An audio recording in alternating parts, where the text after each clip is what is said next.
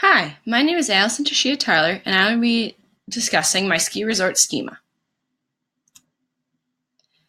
A ski resort is a place for skiers and snowboarders to enjoy recreational use of a mountain, hill, or other form of elevation. In the United States, most resorts are found in towns that include lodging and restaurants.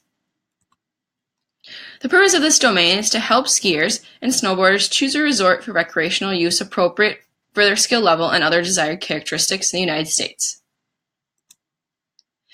The scope of the schema will be any ski resort within the United States of America. Ski resorts have at least one chairlift, one trail, and are accessible to downhill skiers, snowboarders, or a combination of both. Ski resorts typically include ski-in and ski-out lodging, ski patrol, rental and tuning shops, chalets, restaurants, bars, shopping, and other purpose-built structures that make the ski resort a travel destination. Because of this, tubing areas, local sledding hills, cross-country ski trails, and unmarked off-piste mountains are excluded from the schema. However, certain ski resorts may contain these activities. Ski resorts included in this schema can have either man-made or natural snow, can exist in many states, even non-mountainous areas, and can be public, private, or government-owned entities. A ski resort in the United States may be defined by the physical description of the ski resort, including snow average, number of lifts, vertical drop, difficulty of runs, price of lift ticket, and skiable acreage. These attributes may change over time and that the season changes for the condition of snow, influencing dates of operation, and prices tend to increase over time related to the inflation and desired profit. Also, new trails and ski lifts can be added and constructed to contribute to the difficulty and area of the ski resort.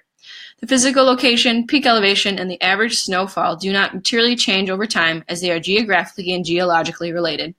This is excluding global warming for the simplicity of the schema.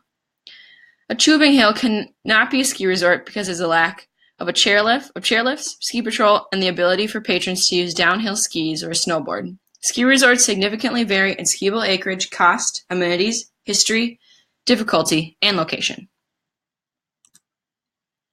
The first item I have chosen for my schema is Park City.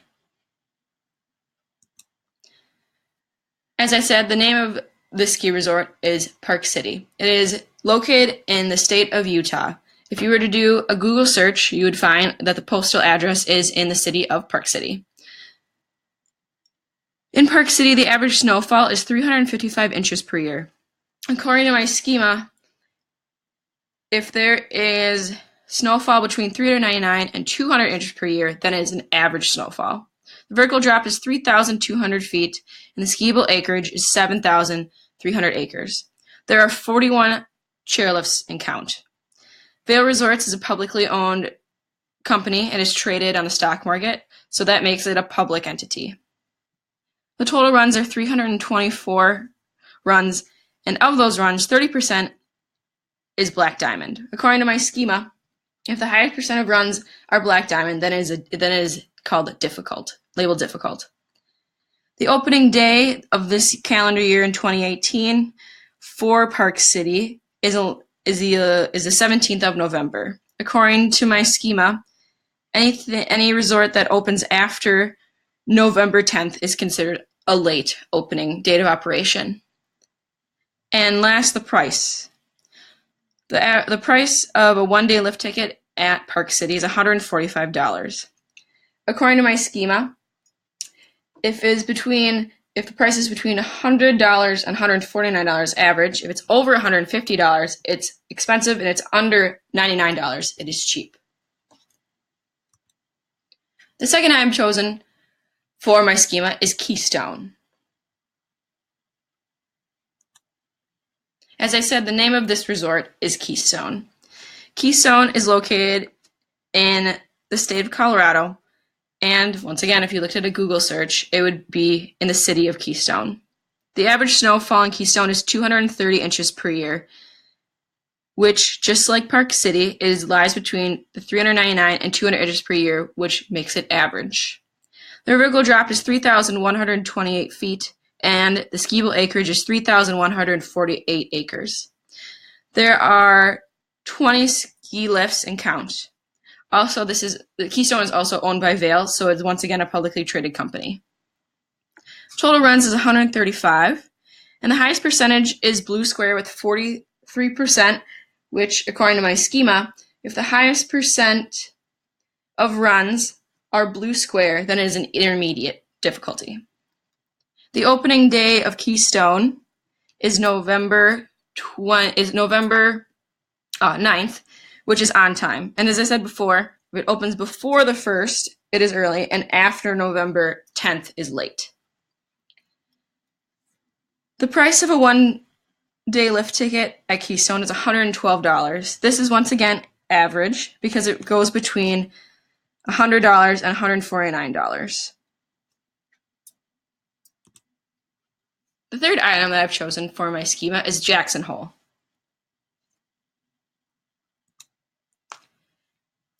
As I said, the name of this ski resort, is Jackson Hole. The state it is in is Wyoming. And as I said in my beginning of the scope and domain and identification, sometimes ski resorts are their own towns, and Jackson Hole it is in the postal address of Teton Village. The average snowfall is 459 inches per year, which is over 400 inches per year according to my schema, which makes it above average. The vertical drop is 4,139 feet, and the skiable acreage is 2,500 acres. There are 15 lifts and count. This is a privately owned company by the Kremer family of Jay, Connie, and Betty. There are 116 total runs, and the highest percentage is a black diamond with 50%. And according to my schema, if the highest percentage of runs are black diamond, then is difficult in trails. For this calendar year, Jackson Hole opens on November 24th, which according to the schema, if the opening date is after November 10th, it is considered late. The price of a one-day ski lift ticket in Jackson is $149, which is in the range of average that is between $100 and $149.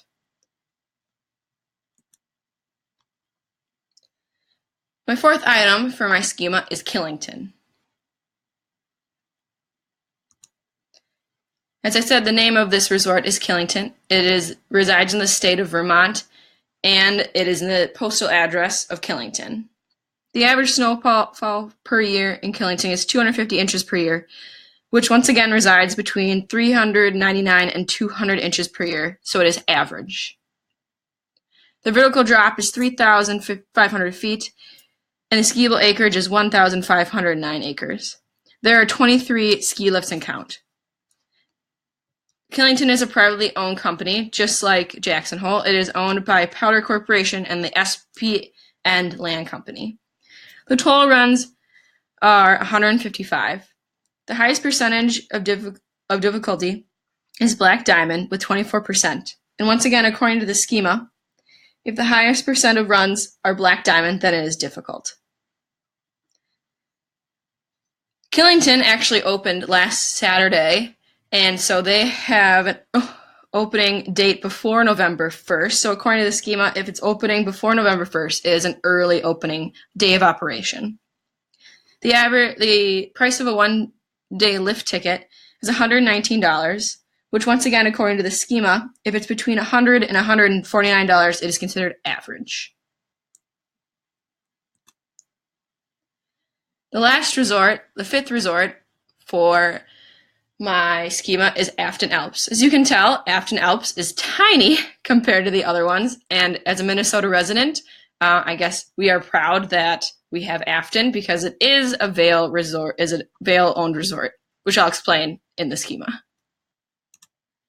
So as I said, the name of the resort is Afton Alps. As the state, as I said, is Minnesota, and the city, even though it's close to the town of Afton, is actually in Denmark Township.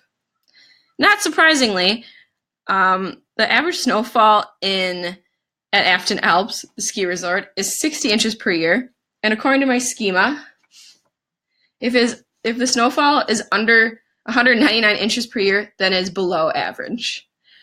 As you can tell, the vertical drop is tiny compared to the other two. It's only 350 feet, and the skiable acreage is also pretty tiny, which is 300 acres.